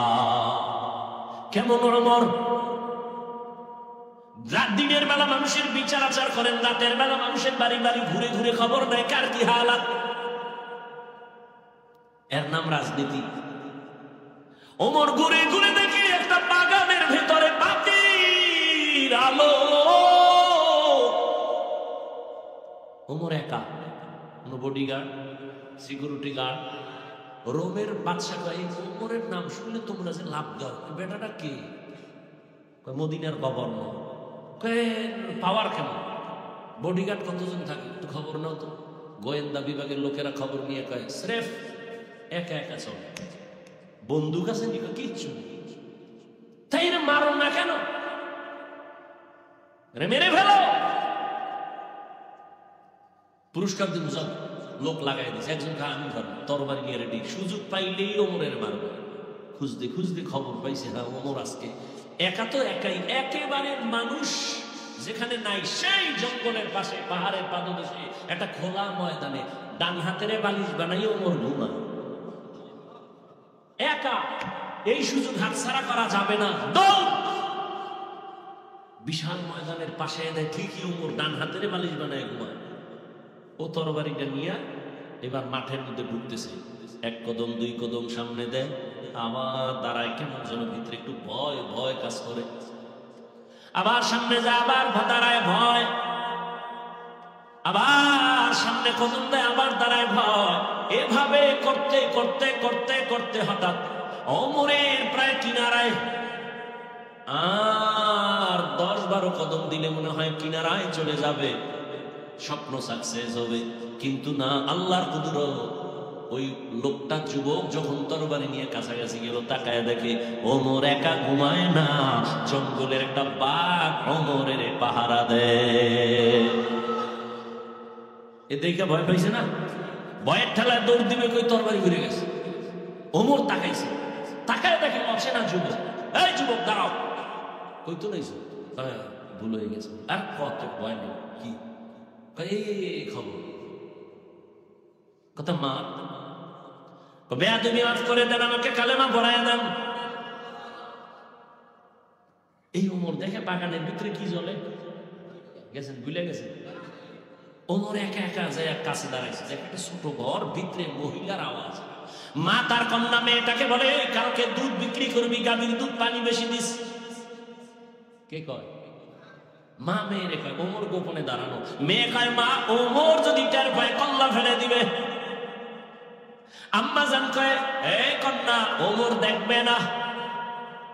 মেয়ে দেখবে, আম্মা জান ওমর যদিও দেখবে না, তো ওমরের আল্লাহ তো দেখবেন। ওমর কই? ওমরে ফারুক রাদিয়াল্লাহু আনহু এতটুকু শুনে চলে গেলেন। পরের দিন আদালতে বসে মা মেয়েকে ডাকালেন, তারা তো কাঁপতেছে, ওমর ডাকছে মানে ফাঁসি। ভয়! সুন্দর চাদর বিছাইয়া পর্দা রক্ষা করে আপ্যায়ন করালেন আর বললেন, আম্মাজান আল্লাহ শুকুর, আমি ওমরের খেলাফত সময় এত সুন্দর ফ্যামিলি এই জমিনে আছে। আপনার কপাল চাঁদ কপাল, একটা স্বর্ণের টুকরা মুক্তা পাইছেন আপনার মেয়েকে।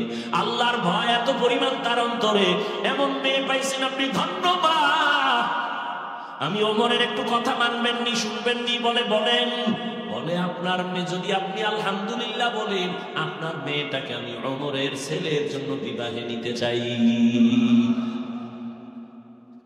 মহিলা কি বলবে? হবে না?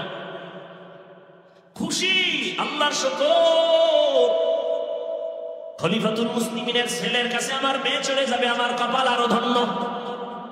বিবাহ হয়ে গেল, ওমরের সন্তানের ঘরে মেয়েটা গেল। এমন এক আল্লাহর দেয়া মুক্তার সম্পদ, এই মেয়ের গর্বের ধারায় আসছে আর একটা চাঁদের আলো, ওমর ইবনে আব্দুল আজিজ।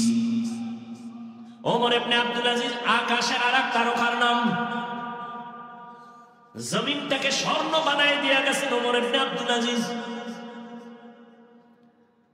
এরে আল্লাহর গোলাম, এটা আল্লাহর দেয়া সম্মান। টাকা দিয়েও কিন্তু সম্মান কিনা যায়, যায় না? কি কয় যায় না? আপনাকে খবরই নেই। চেয়ারম্যানে চেয়ারে বইছে, আপনাকে টাকা দিয়ে বইছে না? তো টাকা দিয়ে কিনছেন, আপনারাও সেই পায়খানা খাইছেন ভোটের আগের রাইতে, খাইছেন না? কি আজিশা! এই জন্য আমি মাঝে মাঝে বলি, আপনি কত বড় ভিড়ের মুরিদ, আপনি কত বড় তাবলিগওয়ালা, আপনি কত বড় হজ করনেওয়ালা হাজি, টের পাওয়া যায় আপনার ইমানের পার্সেন্ট কত।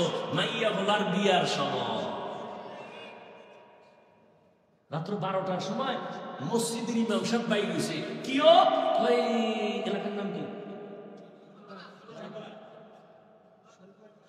ও আল্লাহ, একটু কইতে আর মুখস্থ করা লাগবে দেখতে। যাক, ইমাম সাহেব বাইরে ধুম ধুম, কি ভূমিকম্প হইল নি? পাশে হাজি সাহেবের বাড়ি। কি হাজি সাহেব? আওয়াজ হয় কি? ঘুম পারতেছি না, জমিন কাঁপতেছে। কেন হয়েছে? দাওয়াত পান নাই? কি আমার সাথে তো মাইয়ার বিয়ার, গায়ে হলুদ চলে আসেনি? গায়ে হলুদ হারাম, গায়ে হলুদ আপনি মানবেন না। এই জন্য কি কোরআন হাদিস উল্টা হয়ে যাবে? আপনি না মানলে আল্লাহ কিছু আয় যায়, রসুলের কিছু আয় যায়। গায়ে হলুদ হারাম, এই লাইনে ঢুকলে আবার যাইব সব শেষ। বিয়ে শাদী নেই। হায় হায়! আর যৌতুক কি? যেমন তেমন যৌতুক। মাইয়া নু আগে বিদেশ যাওয়ার ভিসা দিবিনি। একটার একদিন ধরে কইছিলাম, এই তুই যে বিদেশ যাওয়ার ভিসা চাইলি হর বাড়িতে, তুই কি একা যাবি না বউ লয়ে যাবি? না না না, সিঙ্গেল। ধবলের এখন সময়। তো বউ কি করবি? কে রেখে যাবো? পাহারা দিবে কে? আমার ছোট ভাই। হাসে মনে হয় যেন আমি বানাই আসমান থেকে কইছি। এই আকাম চলে নেই। ঘুমের মধ্যে ঠাডা পড়তো, শুধু মুহাম্মদের উম্মত হওয়ার কারণে আল্লাহ দেয় না। ইমামুল আউয়ালিন আল আখিরিন বাহরে সাদকা রাহমাতান লিল আলামিন সাইয়্যিদুল কাউনাইন খাতমুল মুরসালিন আখিরামত বুদে ফখরুল আউয়ালিন। ভাইরা আমার, আল্লাহর ভয় দিয়া পরীক্ষার মুমিন। এখানে আপনারা যারা বসে আছেন সবাই তো মুসলমান মুমিন না? অন্য ধর্মের কেউ আছেন? সবাই মুসলমান তো? আচ্ছা, আপনি যেই মুসলমান, আমিও কি সেই মুসলমান না একটু আলাদা? আপনার আল্লাহ আমার আল্লাহ দুই। জবান খুলেন। আপনাদের আল্লাহ আমার আল্লাহ, আমার নবী আপনাদের নবী, আপনাদের কোরআন আমার কোরআন, আপনাদের কাবা আমার কাবা, আপনাদের ধর্ম আমার ধর্ম, আপনাদের কালেমা আমার কালেমা, আপনাদের দুনিয়াতে আসা আমার আসা সিস্টেম।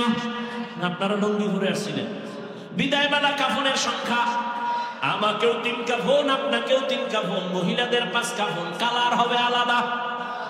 হুজুরদের কালার একরকম, আপনাদের কাফনের কালার আর এক রকম। সবে কি কালার দেখছেন নি? কালার তো কালো সবুজ লইয়া কিলে কিলি কেন বাংলাদেশে? কালার লইয়াও কিলে কিলি। মানে ধর্ম নিয়ে এই পরিমাণ চালাকি চলে সোনার বাংলায়, পৃথিবীর আর কোথাও চলে না। দেখেন তো ধর্মের কোন কাজের মধ্যে ভেজাল ঢুকায় নাই মুনাফিকরা? ধর্মের যে কোনো কাজে ঢুকবেন সেখানে একটা ঝামেলা।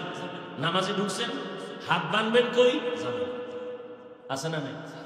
আলহামদুলিল্লাহ পড়ছেন, আমিন কেমনে বলবেন, ঝামেলা। তারাবি আসছে, কয় রাকাত পড়বেন, ঝামেলা। এলাকার বড় কেউ মরছে, জানাজা পড়বেন, হেন ঝামেলা। পিছনে আলহামদুলিল্লাহ লাগবে না লাগবে না লই আছে না নাই? আল্লাহ হেদায়েত দান করুন। এখানে আপনারা দুনিয়াতে কাফনের কালার সব এক, কাফনের উপরে লেখা থাকবে বড় হুজুরের লাশ। তুই বাহাদুরি করে লাভ কি? আমি বড় হুজুর, বড় বক্তা, আপনারা শ্রোতা, আপনি ডাক্তার, আমি রোগী, আমি ইমাম, আপনি মুক্তাদি। যতই বাহাদুরি করি না কেন, কাফনের ভেতরে যেদিন ঢুকবেন সব বাহাদুরি বন্ধ হয়ে যাবে। কবরের সাইজও কি? আপনাদের এলাকার কবর একটু বড়, সবে কবরে রাখার পরে প্রশ্ন কয়টা? আলাদা না।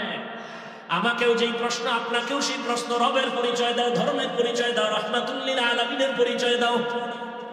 এবার ভালো করে বুঝো, ও আমার কলিজার যুবক বাবারা, ও পর্দার আড়ালের আম্মা জান বোনেরা, ও বৃদ্ধ বাবাজি, আপনার আমার আল্লাহ এক, নবী এক, কোরআন এক, কাবা এক, ধর্ম এক, কালেমা এক, দুনিয়াতে আসা এক, যাওয়া এক, কাফন এক, কালার এক, কবর এক, প্রশ্ন এক। তাহলে লেবাস পোশাক কেন আলাদা? আমি মুসলমান, টুপি খুলতে চাই না, লজ্জা। আর আপনি কেমন মুসলমান, টুপি দিতে চান না, লজ্জা? আপনি বিএপি মুসলমান। আমি মুসলমান, আপনিও মুসলমান। আমি দাড়ি কাটলে লজ্জা পাই, আপনি কেমন মুসলমান যে দাড়ি রাখতে গেলে লজ্জা পান?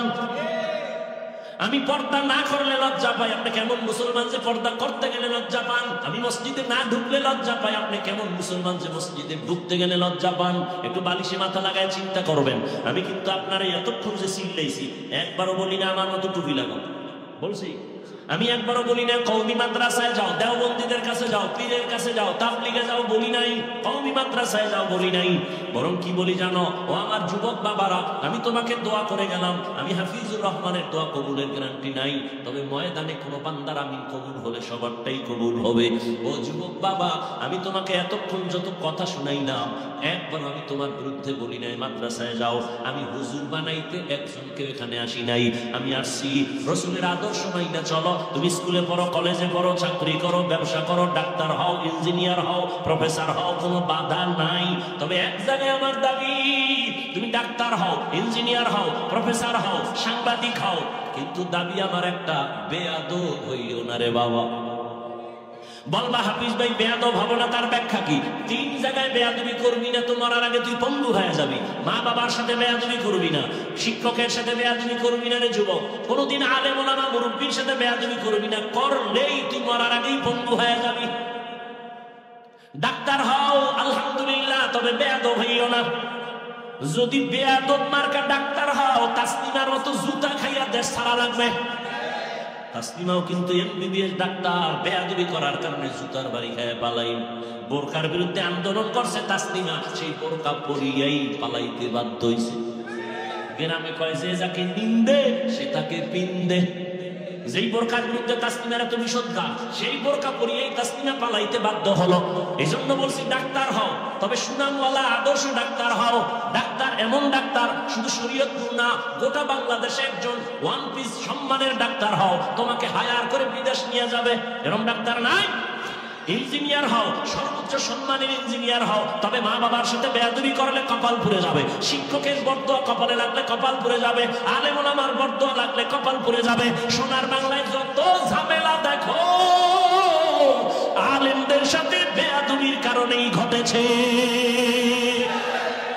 এলমেরা এজাজো করদান বেহিসাব, মেরা এজাজো করদান বেহিসাব, খলকেরা দাদান জওয়াবে বাসাওয়া ভকনা দারত, দোস্তে খলকা জারেরা নিস্তে ই খসলত একে দিনদারেরা। তুমি একজন আর্মি হও, বিডিআর হও, পুলিশ হও, তুমি একজন ওসি হও, ডিসি হও, এসপি হও, বেয়াদব হইও না। মা বাবা যেন তোমার ব্যবহারে কোনোদিন কষ্ট না পায়, তোমার আচরণে শিক্ষক যেন কষ্ট না পায়, তোমার আচরণে কোনোদিন ওলামায়ে কেরাম মুরব্বীরা কষ্ট না পায়। কষ্ট পাওয়াটাই বরদোয়া, হাত উঁচু করে বরদোয়া করা লাগে না। কষ্ট পায় যদি নিঃশ্বাস পেলে তোর কপালে এটা অভিশাপ।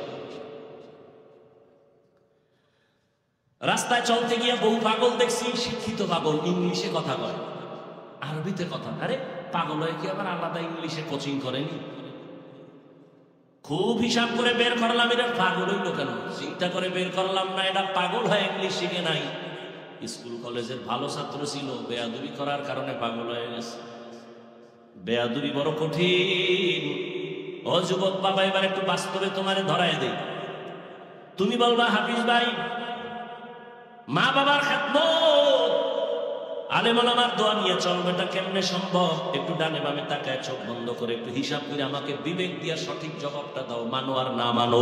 বলো যুবক বাবারা, তোমার মতো যুবক স্কুলে পড়ে, কলেজে পড়ে, চাকরি করে, 5 বেলার নামাজ পড়ে, সত্য বলো আসেনি?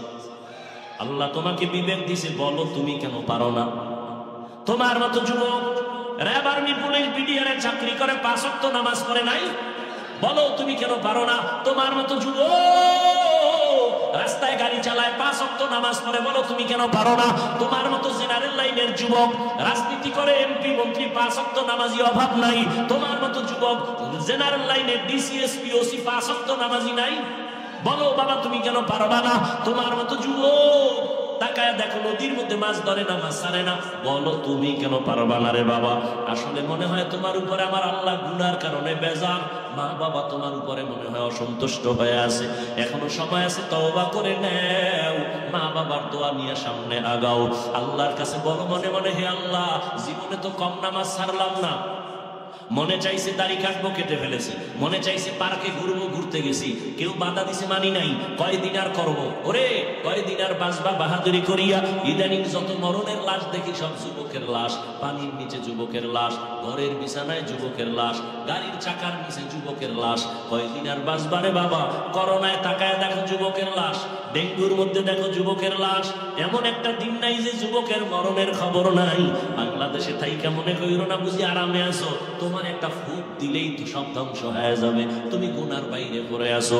ধ্বংস করতে সময় লাগবে না, মনে কইরো না বাংলাদেশে অনেক মাদ্রাসা, না, এর থেকে শতগুণ বেশি মাদ্রাসা ভারতে ছিল, কিন্তু সব ব্রিটিশ বেঈমানেরা ধ্বংস করে ভারতটাকে নিস্তেনাবুদ করিয়া হাজার হাজার আলেমেরে গাছের সাথে লাশ ঝুলায় ফাঁসি দিয়ে রাখছে। বাংলাদেশটা ধ্বংস করতে সময় লাগবে না, এখনো সময় আছে, তওবা করো। ও বৃদ্ধ বাবাজিরা, আপনার মতো কত বুড়ারা মসজিদে গিয়ে নামাজ পড়ে, আপনি কেন পারবেন না? ও পর্দার আড়ালের আম্মা জানেরা, বোনেরা, আপনার মতো কত মা বোন এখনো আছে বেপর্দায় চলে না, মোবাইলে সময় নষ্ট করে না, স্বামীর মাল খেয়ানত করে না, ঠিক মতো 5 বেলার নামাজ করে, পর্দা করে। মা আপনি কেন পারবেন না? আপনি তো দামি নারী, যদিও নবী না, নবীদের মায়ের মতোই তো মা, হাফেজে কোরআনের মা, আলেমের মা।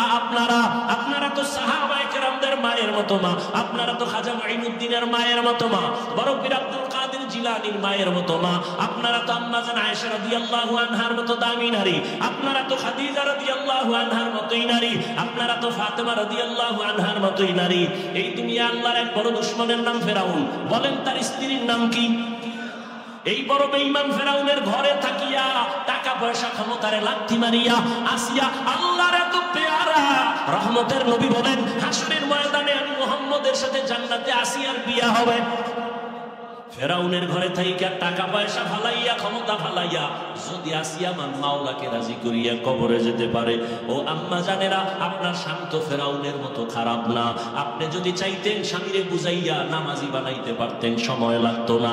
আপনি যদি স্বামীকে বলতেন, স্বামী আমার, মা বাবার আদর যত্ন বাদ দিয়া তোমার সংসারে আসি, খাইয়া থাকলেও আসি, না খাইয়া থাকলেও আসি, তোমার কাছে জীবনের আমার একটা দাবি, তুমি হালাল ভাবে চাকরি করিয়া যা দাও খাবো, কিন্তু কোনোদিন হারাম টাকার কামাই ঘরে আনবা না, কারণ হারাম খাইয়া রক্ত নাপাক করব না, বাচ্চাদের রক্ত নাপাক করতে দিব না।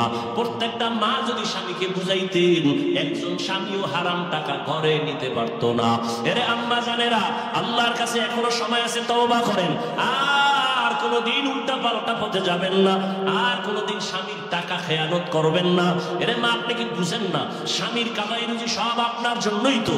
কোন স্বামী নিজের জন্য করে না, সব স্বামী গাধার মতো কষ্ট করে দেশে বিদেশে সন্তান পরিবারের জন্য, স্ত্রীর মুখে হাসি ফুটাবার জন্য। মা যদি চিন্তা করতেন স্বামী মরিয়া গেলে সম্পদ তো আমার, কোন স্বামী স্ত্রী স্বামীর টাকা উল্টা পথে ব্যয় করতে পারতো না। স্বামী স্ত্রী যদি মনে করতো আমার স্বামীর টাকা আমি অন্যদিকে কেন ব্যয় করবে, এটা তো আমারই সম্পদ। সন্তান যদি মনে করতো বাবার টাকা তো আমার, বাবায় মরে গেল তো সব আমার হয়ে যাবে, এই চিন্তা যদি প্রত্যেকটা সন্তান করতো, কোনোদিন বাবার টাকা গুনার পথে ব্যয় করতো না। এখনো সময় আছে, তওবা করো ও মা, তওবা করে নেন। আর বেপরদায় চলবেন না, স্বামীর মাল খেয়ানত করবেন না। সন্তানটাকে আদর্শ ডাক্তার বানাবেন, ইঞ্জিনিয়ার বানাবেন, প্রফেসর বানাবেন, আর 5 ওয়াক্ত নামাজ পড়বেন। বাবাজিরাও তওবা করেন, যুবক বাবারাও তওবা করো। মনে মনে আমার আল্লাহকে বলো, জীবনে আর দাড়ি কাটবা না, নামাজ ছাড়বা না, বেপরদায় চলবা না। মা বাবার দোয়া নিয়া, শিক্ষকের দোয়া নিয়া, উলামায়ে কেরামের পরামর্শ দোয়া নিয়া, নবীজির আদর্শ মেনে চলবা। স্কুলে পড়ো, কলেজে পড়ো, নামাজ ছাড়বা না, কারোর সাথে খারাপ আচরণ করবা না। আল্লাহর কাছে যদি অন্তর তৈরি হয় তওবা করার জন্য, দুটো হাত আমার আল্লাহকে দেখাইয়া দাও। আয় আল্লাহ, হাতগুলো কবুল করে নেন, তওবা কবুল করে নেন, তওবার উপরে মজবুত হইয়া চলার তৌফিক দান করেন, আমিন।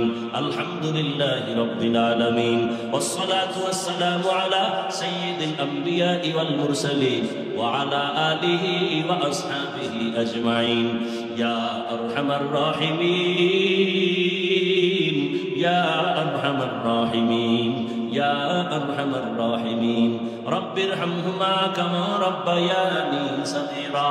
আল্লাহুম্মা ইন্নাকা আফুউন কারীম তুহিব্বুল আফওয়া ফাআফু আন্না। আল্লাহুম্মা ইন্না নাসআলুকা রিযাকা ওয়াল জান্নাহ ওয়া নাউযু বিকা মিন সাখাতিকা ওয়ান নার। ও দয়ার মালিক, গুনার বোঝা নিয়ে আপনার দরওয়াজায় হাজির হয়েছে। আয় আল্লাহ, কত উলামায়ে কেরাম, মুরব্বী, হাজী সাহেব, ব্যবসায়ী, চাকরিজীবী, পর্দার আড়ালে মা বোনেরা, আমার যুবক বাবারা, ছাত্র ভাইরা, বৃদ্ধ বাবাজিরা, গুনাহ নিয়ে আপনার দরজায় হাজির। শয়তানের ধোঁকায় পড়ে গুনাহ করেছে। আমার গুনার খবর আমার মা বাবা পরিবারের কেউ জানে না। যদি জানতো আমাকে আর সালাম দিত না, সম্মানের নজরে দেখতো না। ও আল্লাহ, আপনি জানেন আমার গুনার কারণে আমার হাত না পাক, চোখ না পাক, জিহ্বা না পাক, অন্তর না পাক।